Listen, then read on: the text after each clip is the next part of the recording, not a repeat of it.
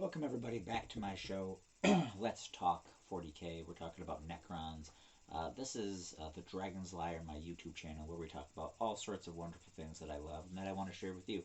So let's talk about the Technomancer. I love the Mancers. I mean, to be technical, I'm not a big fan of the Psychomancer. And I think the Chronomancer is pretty cool, although I haven't decided a place for it. The Technomancer is my favorite, so I wanted to cover the Technomancer first for you.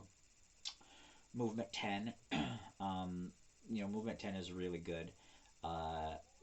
Something's changed. So when the Codex came out, you no longer have the war gear options to take the cloak or the control node anymore. They took that away, which I am sad about that, but the Technomancer still has a great place in my army. So what I'm really getting at with that is movement 10 and then look at the keywords fly. They just have fly now, automatically. They fly. The important thing to understand with that is that leaders give the keywords that they have to their units. So if he's leading a unit of immortals, now the immortals fly. Check that out. It's in the description of how leaders work and leaders with keywords. So check that out. Tough 4, not great, but he's a nerd. He is there for his technology. He's not there because he's buff. So I can look past that. Save 4+, not great, but ideally he's got a unit standing in front of him protecting him.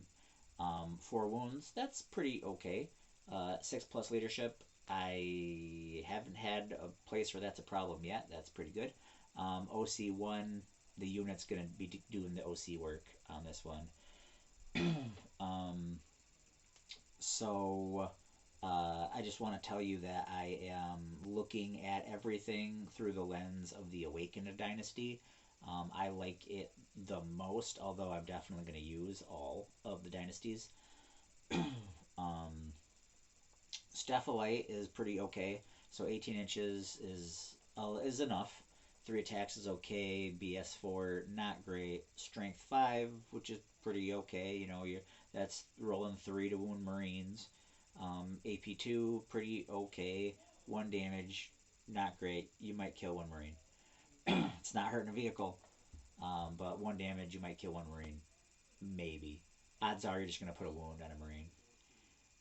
The melee Staff of Light is the same thing except for melee, so I mean, well, it's 2 attacks. But weapon skill 4, strength 5, AP2, 1 damage. Not super great. Can be attached to wraiths, which is all the jazz right now. Everyone loves putting these guys with wraiths. Immortals and warriors. I really do see the value of putting them with wraiths, and right now it's all the rage to run giant squads of wraiths with Technomancers. The fly really helps him, the movement 10 really helps him keep up with the wraiths. And obviously wraiths are hurtling towards a melee combat somewhere, so you got to protect him because you want him to survive. But over in the abilities, he's a leader, of course. He's Necron, so he reanimates. The whole army reanimates. That's no surprise there. Rites of reanimation. While this model is leading a unit, models in the unit have feel no pain 5. Pretty good. Wraiths are already pretty okay with their defenses. Technomancer. At the end of your movement phase, you can select 1 friendly Necron model within 6 inches of the bearer. This model gains up to D3 lost wounds. Each model can only be selected for this ability once per turn. Obviously, if you're running them with wraiths, you're going to throw that D3 into wraiths. What I really like to do, and I really hope to capitalize on it, is run a Doomsday Arc and a Reanimator, a Canoptic Reanimator, and have the Technomancer with some warriors or some immortals standing to the side of the Doomsday Arc. So that the Doomsday Arc with a toughness of 9, and I believe it's 14 or 16 wounds, with its 4+ invulnerable, can soak a lot of hits because people want to drop it down. then it's going to reanimate its own stuff. If you have the reanimator in the right spot, it's reanimating 2d3. And then the Technomancer repairs it. So you're talking every turn 3d3 repairs with a tough 9, with a 4+ invulnerable. I think that's pretty good. And I think that's super tough. Like if that's chilling on an objective, it's a lot of firepower and super tough to move. I like it. It's kind of my go-to strategy at the moment. You know, keep in mind, I think the big struggle right now, and everybody knows it, is you got to keep the squads alive for them to be able to reanimate. So whether it's Immortals at tough 5 or Warriors at tough 4, you got to keep them alive. Because if they drop out, you can't reanimate them. I think another really cool thing is you can attach this model to one of the above units, even if a Royal Warden or a Noble model has already been attached. So, like, if you had a Royal Warden with some Warriors, you could also put a Cryptek in there, or even a Noble with some Warriors, like a Lord, for example. Really cool ability. You know, slap some Crypto Thralls on there as well. And Crypto Thralls can be good for staying alive. Another thing to keep in mind is that with the Awakened Dynasty, the command protocols is a big deal.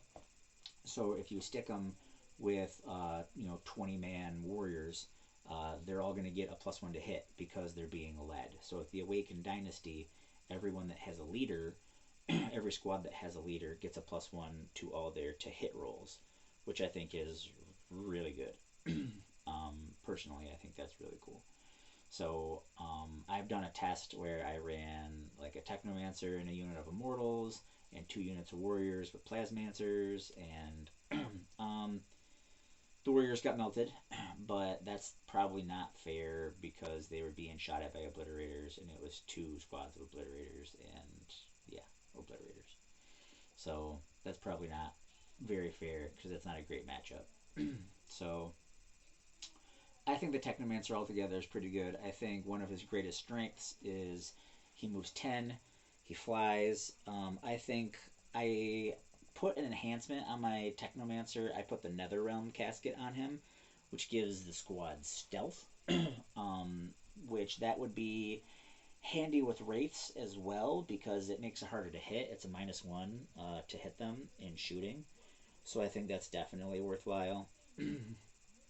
Keep in mind, you know, with the Awakened Dynasty, the hot stratagems are Protocol of the Undying Legion. So in your opponent's shooting phase or your opponent's fight phase, you basically get to turn on your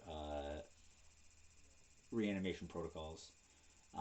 You do it in your opponent's turn, either in the shooting phase or the fight phase, and I think that's pretty good. You know, he adds some survivability to the unit by giving them Feel No Pain 5. So 20 Warriors with Feel No Pain 5, maybe standing in some terrain, you know, improves their save to save of 3. Who knows what AP is coming at them. But so keep your Undying Legion. I don't think that Protocol of the Eternal Revenant is the one that you're going to use, the stratagem that you're going to keep in your pocket for the Technomancer. I think you're going to keep that in your pocket for the Overlord, and I definitely wouldn't blame you. Protocol of the Undying Legion is only 1 CP. Protocol of the Eternal Revenant is only 1 CP. And the Eternal Revenant is if he's destroyed, you basically get to put him back on the table. And the thing that's important is it's the phase. It's at the end of the phase that he dies. So if he dies in the shooting phase, he can still be charged in the charge phase. So keep that in mind. I'm really enjoying doing this content for you guys and putting out the Necron information, what I use. Go ahead and tell me how you use your Technomancer down in the comments. We here at the Dragon Slayer understand that you could spend your time on the internet anywhere, so we are really happy that you choose to spend your time here with us at the Dragon Slayer.